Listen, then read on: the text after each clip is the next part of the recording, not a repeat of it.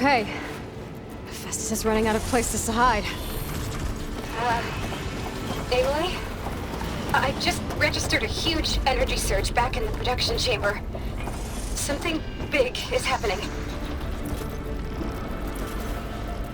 Here too.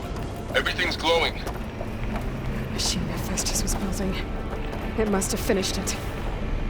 Oh, it's powerful. Whatever it is. I'm almost done with the core repairs. Should we come to you? Maybe I could distract the machine if... No, Beta. Just stay where you are, okay? Handling the machine's my job. Okay. Intruder target. Be safe. Prepare Cauldron Tower. Infiltrating Cauldron. Accept Cauldron violation. You are a violation, but no more.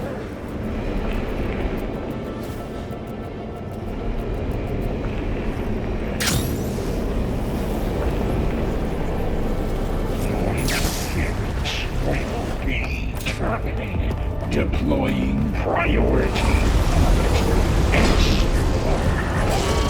should scan it first. This thing's on its legs is glowing. I think it's charging up.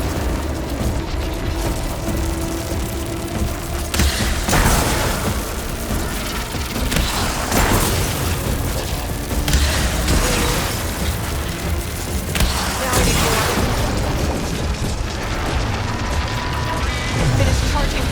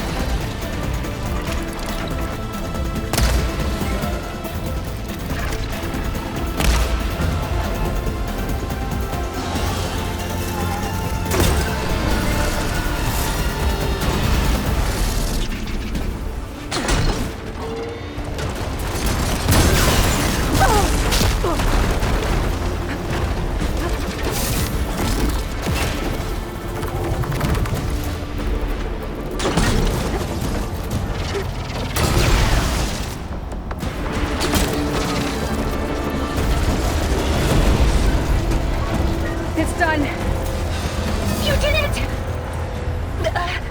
There should be one more node to override. Good. Stand by. I'm sending Hephaestus back to you.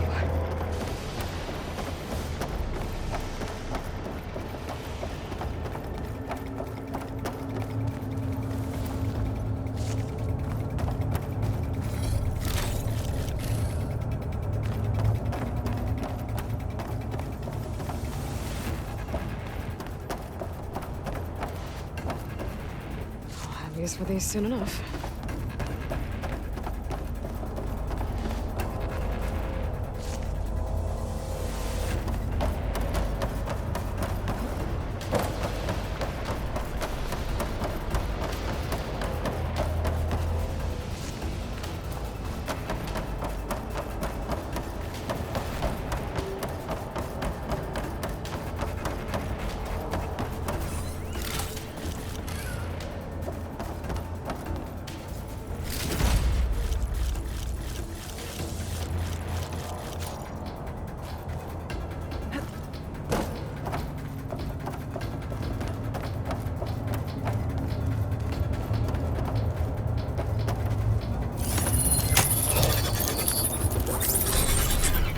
No more hiding, Hephaestus! Humans retreating to facility core. Got it! Hephaestus is back in the core! Make sure it stays there. I'm heading back. And then we can start the merge. Because of you, Beta. I'm glad you came along. And you, Varl. We couldn't have done any of this without you. Right back at you, Aloy.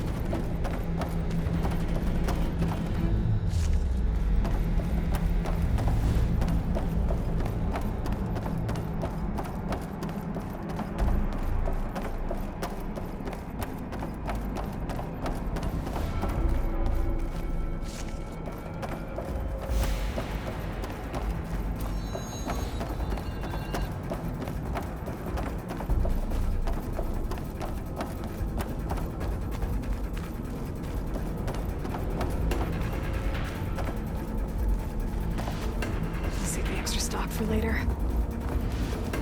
Aloy, the bypass is done. The core is stable. Hephaestus is 100% contained. Now we better get started with the merge. It's all set up. Gaia, establish the link, please. Done.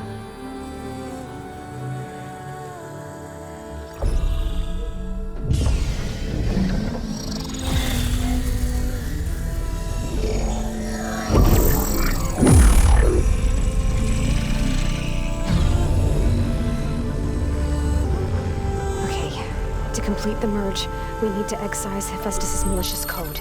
Carefully.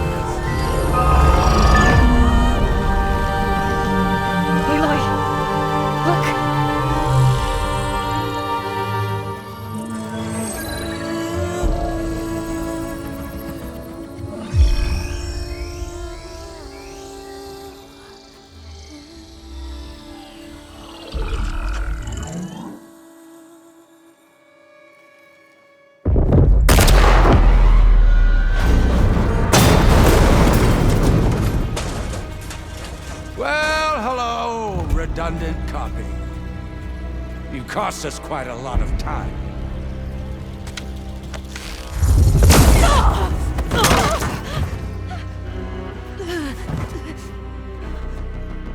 Eric, get Beta. And squash that bug while you're at it.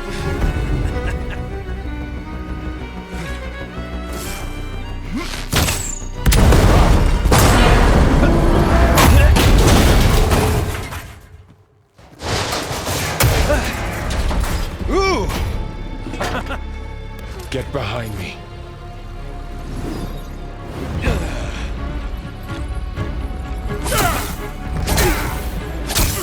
Come on!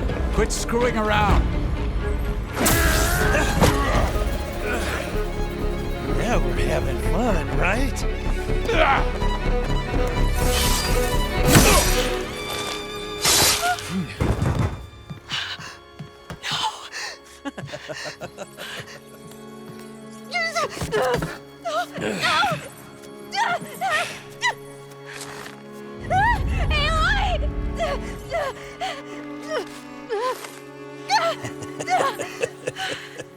Finally.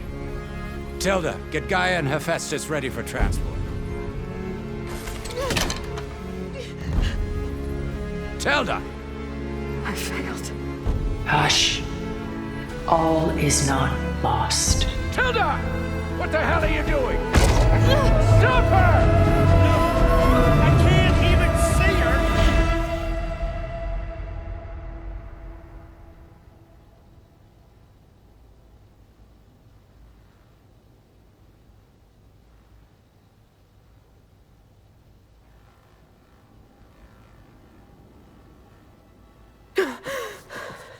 Beta.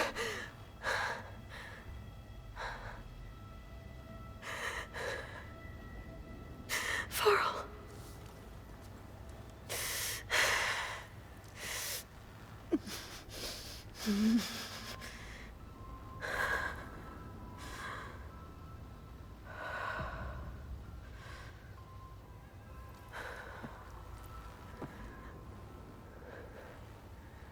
Where am I?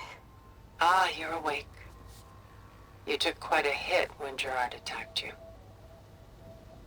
I imagine you must still be in a great deal of pain.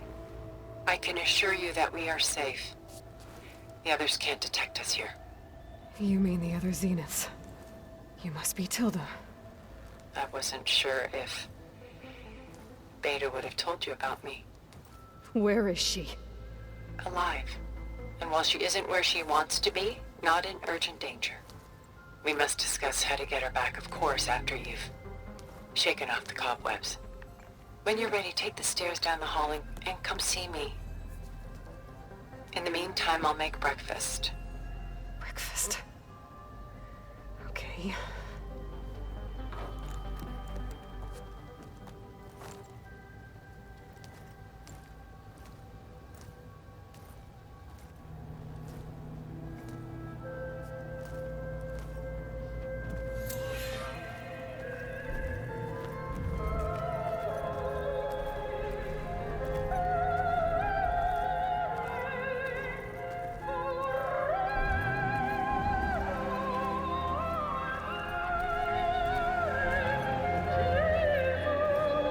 What is this?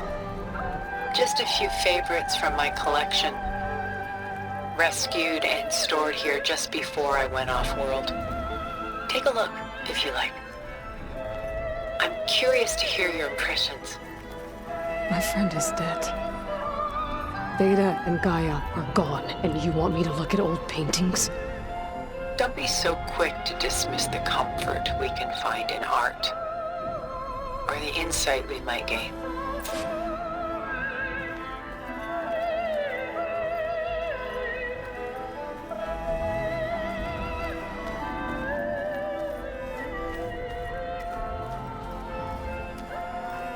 My favorite pairing on the left is Woman Reading a Letter by Vermeer, a true master. And on the right is a forgery, Woman Reading Music, which fooled experts into believing it was a priceless original. Early in my career, I became fascinated with such deceptions.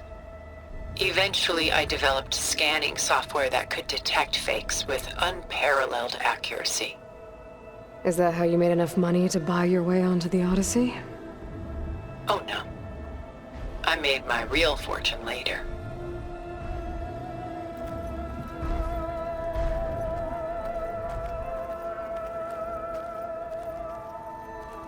Selene and Endymion. She's the goddess of the moon, whereas he's a simple shepherd. Beside her is the god of love, Cupid. So she's sneaking up on him? More like visiting him in secret.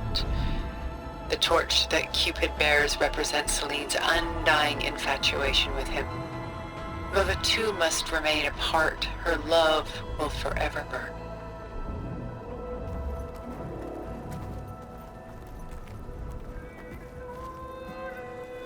This is Rembrandt painting Jeremiah, a man in mourning.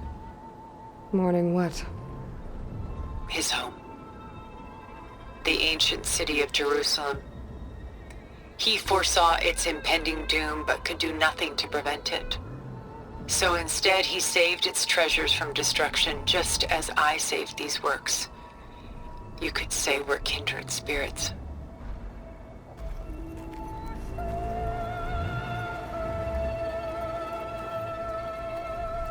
A portrait of the painter, Rembrandt's son Titus, depicted in the habit of a monk. I don't get it. Why would someone like you, with infinite resources, care about this painting of a boy in a hood? It's not the image itself, but the feeling it conveys. The face is bright and defined, but his eyes are downcast, heavy with misfortune. And the background seems to swallow all light. The painting is infused with a sense of loss. I guess I understand how the painter feels.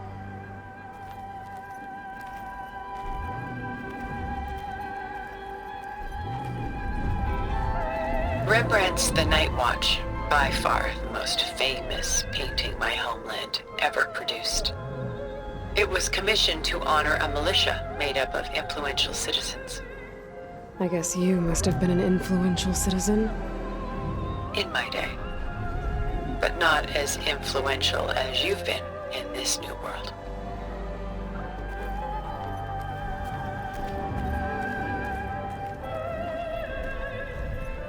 The Gust. By Willem van de Velde, the most famous of his many maritime paintings. A ship crossing into the unknown. I guess you're familiar with that. Indeed, which is why I appreciate this composition in particular. Though waves and wind threaten to destroy the ship, it perseveres, clinging to the light even as darkness closes in all around it.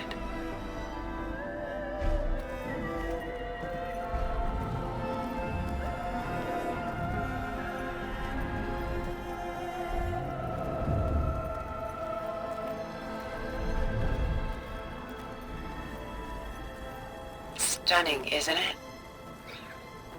Paintings were the only masterpieces of my people's golden age. This is Van Vianen's Lidded Ewer, molded from a single sheet of silver. What was it for? How like Elizabeth you are. Function over form.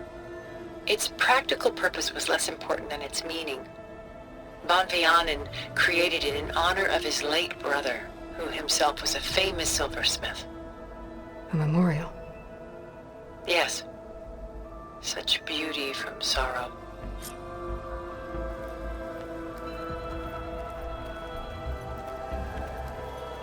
Done so soon? I've got more important things to worry about. We both do. There is much we are trying to save. Not the least of which is in that vault. There's nothing wrong with savoring such treasures for a moment more.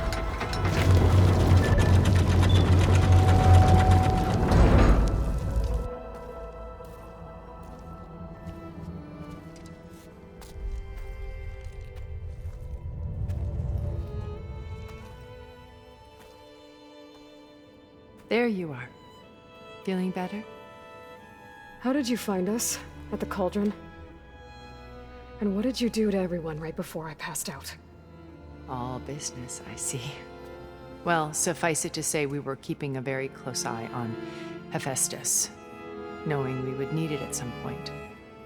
Your ruse didn't fool us, and as for my little trick, it was an overload of the senses, accompanied by an energy discharge. Gerard and Eric were only momentarily disoriented due to their shields, but it rendered you unconscious while I got you out. Perhaps some breakfast might steady you a bit?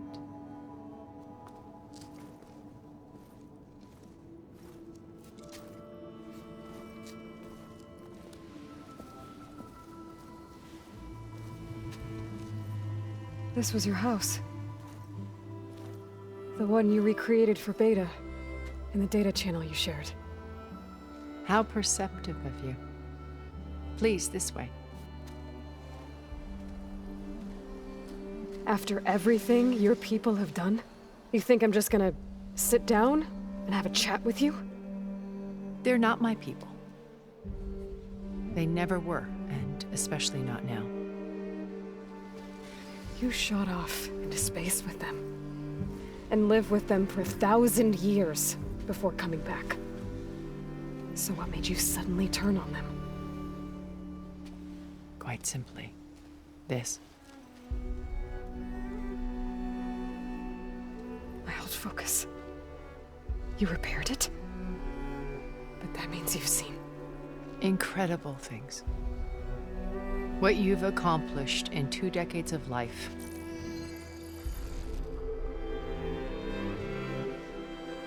A 1,000 years at my back and I haven't even come close.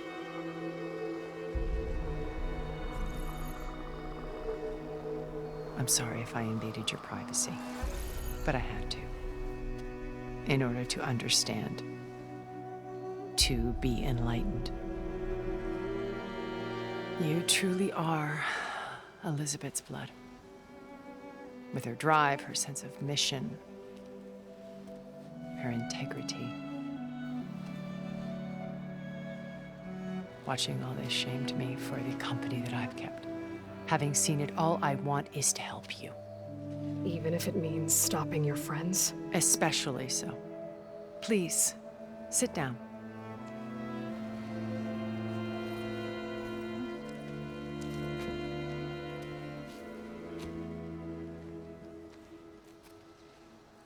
There. That's better. Now, we must recover Beta and Gaia at all costs. By now, you must know that Gerard intends to use Gaia to reboot the Earth's biosphere. Remaking this world to specifications that would only suit us immortals. This process will kill every living thing on the planet. He calls it a clean install. Not if I stop him first. Not if we do. And once he and the others are gone, we can work together to fulfill Elizabeth's dream. I'm sure Beta told you that there's a build of the Apollo database on board our ship. A complete collection of human knowledge. With that and Gaia, we could do everything Elizabeth wanted. Heal the biosphere, educate the people of this world, uplift them. Create the world she imagined. Let's not get ahead of ourselves. From what I've seen, your friends are invincible. I do wish you would stop calling them my friends. And they're not invincible. In fact, a friend of yours has found a way to defeat them. Silence. Oh, he's been a busy bee, building an army powerful enough to crash through Gerard's precious base. Regala and her rebels. Even now, she's preparing a final march on the Tanakh, the capital. When she wins, she'll have the entire tribe under her control. Hundreds of warriors and machines to throw at the base. She's been duped. They'll all perish, of course. But it should be enough to break Gerard's defenses and allow Silence to kill him. Along with all the others. Using the new weapon he's developed. Yes, he's found a way to circumvent our shields. Truly an exceptional man. He's planned for everything. Except you and me. You see, while his army is battering down Gerard's doors, you and I will sneak in through a back way. One that only I know about. While Silence and my friends are busy battling each other, we'll take back Beta and Gaia. I told you I want to help you. I mean it.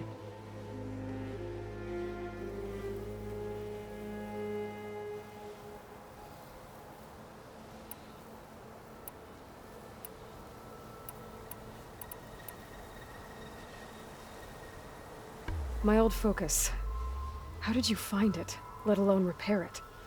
When we encountered you at the Hades Proving Lab, Gerard saw you as a redundancy. I knew better. You were a revelation. After your dramatic escape, bravo, by the way. Gerard and Eric assumed you were dead and gave up the hunt. I wasn't so sure. When the others were busy, I returned to the lab and searched for any trace of you. That's when I found this little treasure. Not easy to repair, but certainly worth the effort. As I watched your life unfold, you were like a splash of color on a worn canvas. What Liz was, and more. Did you show it to the others? Of course not. It was your actions that inspired me to defy them. It's worth noting that if I hadn't found it and watched its contents, I wouldn't have known to save you at the cauldron. You'd be dead. So I should be grateful? If you like.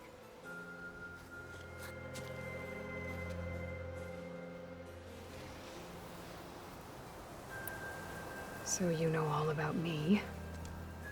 What about you? What would you like to know? Well, start with your life on Earth. When I was 8, terrorists flooded my home city. Thousands drowned, my parents included. I was one of the few who survived. My guardian sent me to boarding school. Among my peers, I was the strange girl, the orphan to be avoided. All because of circumstances beyond my control. Oh. So we're a lot alike, huh? Aren't we? You were an outcast. But you didn't let that stop you from getting what you needed. Neither did I. I climbed my way out of desolation and used my wits to build a fortune. First, from the technical analysis of art and the detection of forgeries. Profitable expertise in those days. But as it turned out, the software I developed was even more useful for counterintelligence. From there, it was only a short step to gathering extremely valuable intelligence on my own. You were a spy? More like a service one could turn to for information. I had to remain anonymous, of course, to protect my privacy. But despite that anonymity, Far Zenith inevitably sought me out.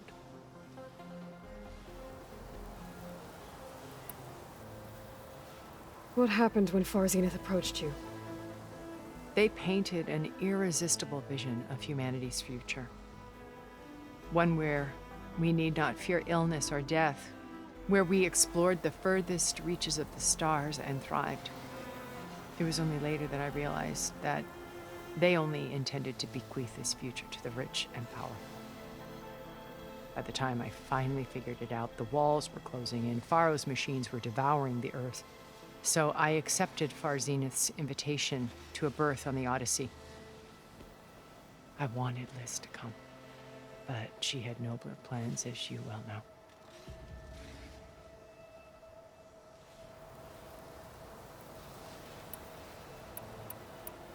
So you didn't know the other Zeniths were monsters until it was too late? I knew some of them were, certainly. It wasn't until we were off-planet that I understood the true scope of their greed.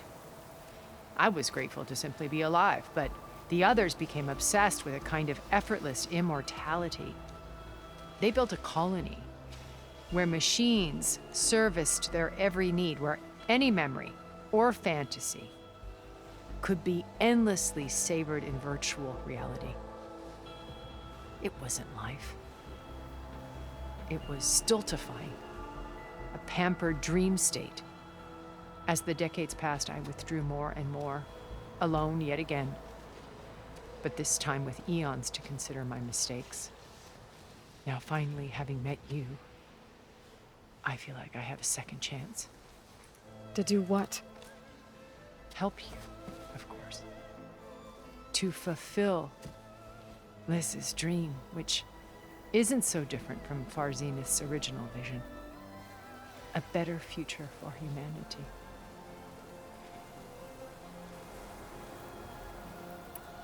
You said Beta's not in urgent danger, so what are the Zeniths doing to her? Putting her to work. Merging Hephaestus with Gaia. A difficult, time-consuming task, as I'm sure you know. They will compel her if need be, but her life is not in danger. She's the only one who can do it. Because you people made her to be nothing but a tool. Gerard's idea, not mine. They always viewed me with suspicion when I attempted any form of kindness towards her. That's why I created the data channel.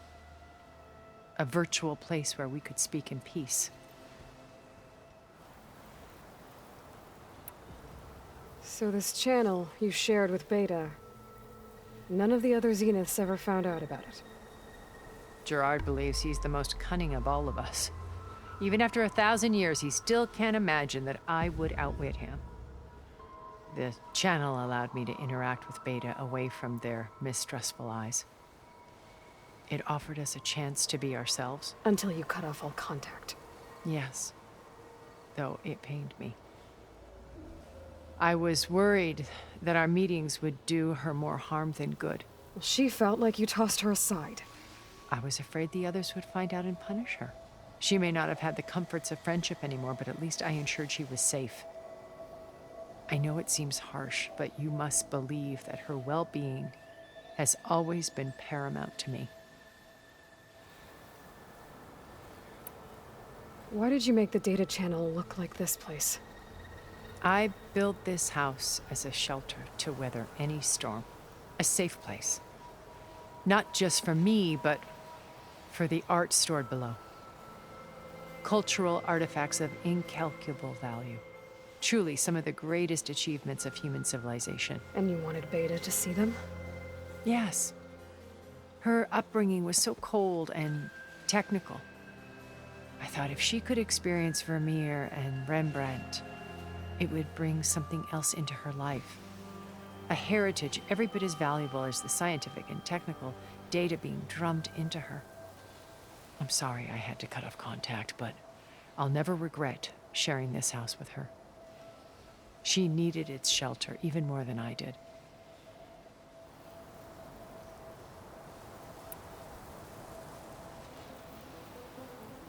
Beta told me your colony was destroyed. That you came back to Earth because you had nowhere else to go. It's true. After we reached our destination, a planet in the Sirius star system, we spent decades building a new home. The physical constraints of Earth, the boundaries of mortality, gone. To think of what we could have done with it. It might have been a utopia. Instead, we stagnated, absorbed in effortless comforts and virtual realities. It took a cataclysm to finally yank us out of our stupor. What happened? A massive geological event. We knew of instabilities in the planet core, but we underestimated them. By the time the collapse was upon us, it was too late to stop it. Only a few of us made it to the ship in time. We set course for Earth, the only safe harbor left to us. Which you decided to make unsafe for anyone else. Not me. Gerard. He believes it's better to wipe the canvas clean than work around the smudges. No more primitive tribes, no more combat machines, only a blank slate to do with as he pleases. but we will stop him. All we have to do is get into that base.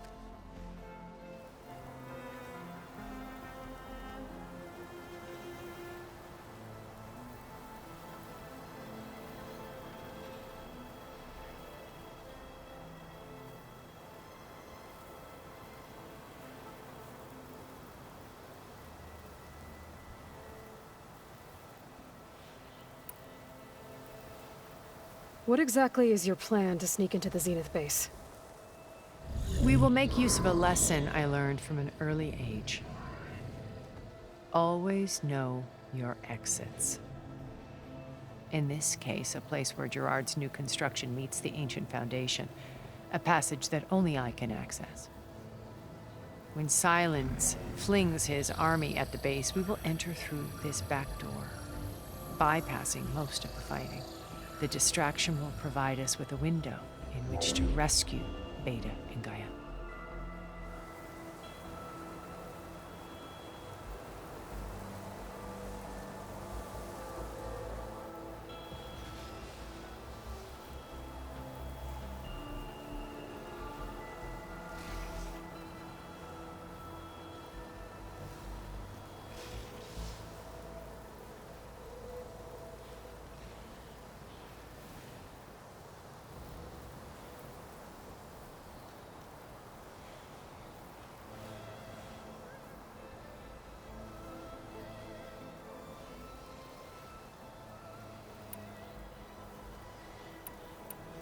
Once we're inside the base, where will we find Beta and Gaia?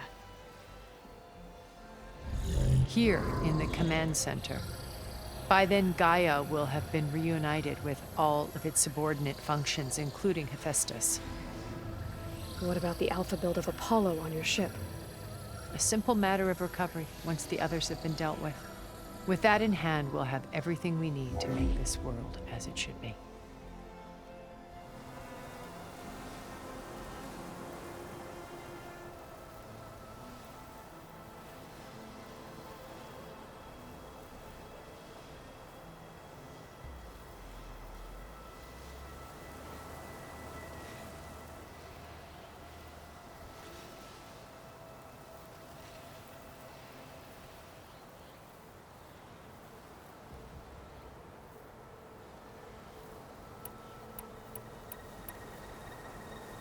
How do you know about Silence's plan?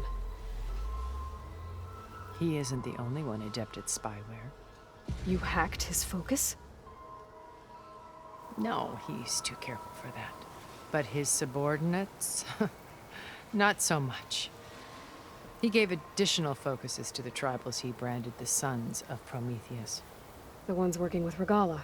By tapping their focuses, I learned about most of his dealings. The distribution of override technology, the arming of Tanakh rebels, and the secret pact with Regala to attack Gerard's base. But how did he come up with a weapon that can take down your shields? That's the one thing I haven't been able to figure out, but however he did it, I'm quite certain it will work. With it and the Tanakh army, victory seems to be within his grasp. Such a shame he'll be disappointed.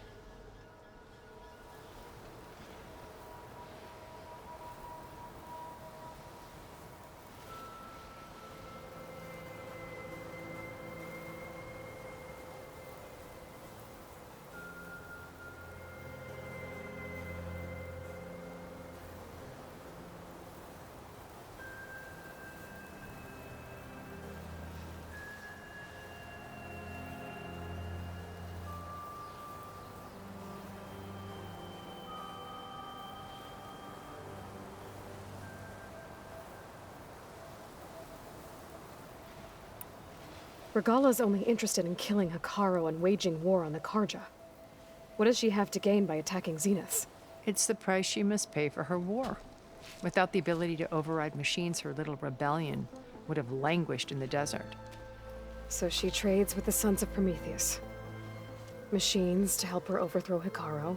In exchange for an assault on the base. Pride has deluded her into thinking she can actually survive such a battle. And all without ever knowing who the Sons of Prometheus really answer to. Yet for all of Silence's brilliance, still he underestimates you. That blind spot is what will allow us to take Beta and Gaia right out from under him. While hundreds of Tenakth are cut down outside.